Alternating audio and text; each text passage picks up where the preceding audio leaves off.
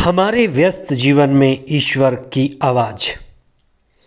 धर्मशास्त्र में पिता ईश्वर शब्द का अर्थ है एकमात्र स्रोत। ईश्वर ही एकमात्र स्रोत है, उद्गम है। वही भला चरवाहा है, वही अगुआ है, वही प्रबंधक है। यहोवा जायरा, यहोवा राफा, यहोवा निशी, इमानुएल, ऐसे ईश्वर के कई नाम हैं। ईश्वर एक बट उसके कई नाम हैं। ईश्वर भला चरवाहा है, वह हर तरह से अपने लोगों का ख्याल रखता है। ईश्वर हमारे साथ है, इमानुएल उसका नाम है।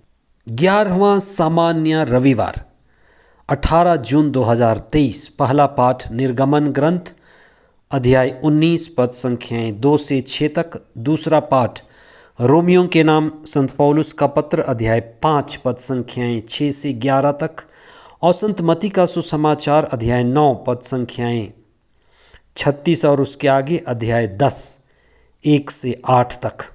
धर्म शास्त्र मानव परिवार यानी मानव जाति के आध्यात्मिक उन्नति और आध्यात्मिक पतन की कहानी कहती है। मनुष्य के आध्यात्मिक उन्नति और पतन की व्याख्या धर्मशास्त्र में मिलती है। आज के पहले पाठ में, जो निर्गमन ग्रंथ का हिस्सा है, जब इस्राएली समुदाय मिस्र देश से अपनी गुलामी से छूटकर प्रतिज्ञात देश की ओर यात्रा कर रहे थे, तो ईश्वर चाहता है कि लोग सिनाई पर्वत पर ईश्वर के महिमा का विशेष अनुभव करें। वास्तव में उत्पत्ति ग्रंथ से ही यह बात स्पष्ट है कि ईश्वर अपने लोगों के बीच रहना चाहता है और ईश्वर मानव जाति के लिए ये रास्ता खोलता है कि मानव जाति सदा ईश्वर के नज़दीक रहे, आज़ाद रहे और ईश्वर की संगति में रहे। ईश्वर मनुष्य के साथ रहना चाहता है। ईश्वर ने मनुष्य को साथ रहने के लिए अपना प्रतिरूप बनाया है। मनुष्य ईश्वर की सृष्टि की रचना है, ताज है। इसीलिए ईश्वर बड़े प्रेम से उनकी देखभाल करता है और इस्राएली जनता को ईश्वर एक माँ पक्षी की तरह उनका देखभाल करता था। समय समय पर नबियों को अगुआ के रूप में भेजा और इस्राएलियों से ईश्वर विशेष प्रेम करता है, जिसकी कहानी, जिसका व्याख्यान पूरे धर्मशास्त्र में मिलता है। ईश्वर चाहता है कि इस्राएली जनता सारे संसार के लिए ईश्वर से प्रेम करने का आदर्श और नमूना बने।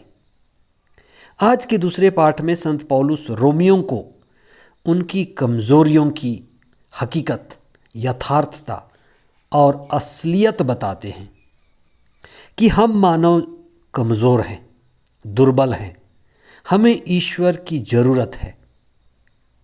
और ये मनुष्य की प्रवृत्ति रही है कि मनुष्य ईश्वर से दूर जाना चाहता है। मनुष्य विद्रोही है।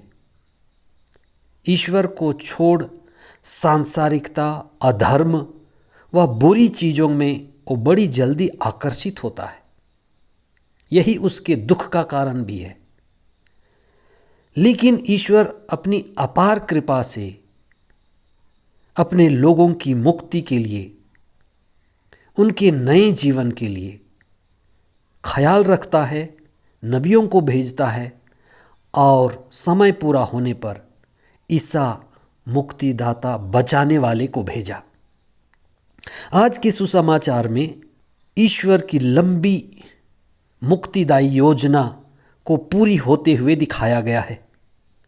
जैसे पुराने व्यवस्थान में ईश्वर ने नबियों को भेजा, जिसे वे लोगों को एकत्रित करें, इकट्ठा करें, उनका ख्याल रखें।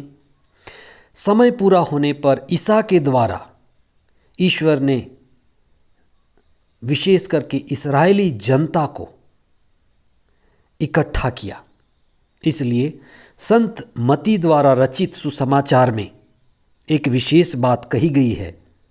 ईसा इस बात पर बल देते हैं कि तुम कहीं और मत जाना, लेकिन इस्राएल के बिखरे हुए लोगों के पास जाना, क्योंकि वे चुने हुए लोग हैं। चूंकि संत मत्ती यहूदी थे, तो उन्होंने अपने लोगों के लिए ये विशेष बात कही है। और ईश्वर सदा चाहता है कि मानव जाति उनके नज़दीक रहे, नवीनीकरण का हिस्सा बने और नई सृष्टि बने। इसलिए प्रभु यीशु पुनः सृष्टिकर्ता बने। ईश्वर का ईसा के रूप में आना सारी मानव जाति के लिए बड़े सौभाग्य की बात है, क्योंकि ईसा के द्वारा सारी मानव जाति ईश्वर की ओर फिर अभिमुख हुई। ईश्वर जो स्वयं भला चरवाहा है, ईसा के द्वारा सारी मानव जाति को फिर से अपनी ओर आकर्षित किया।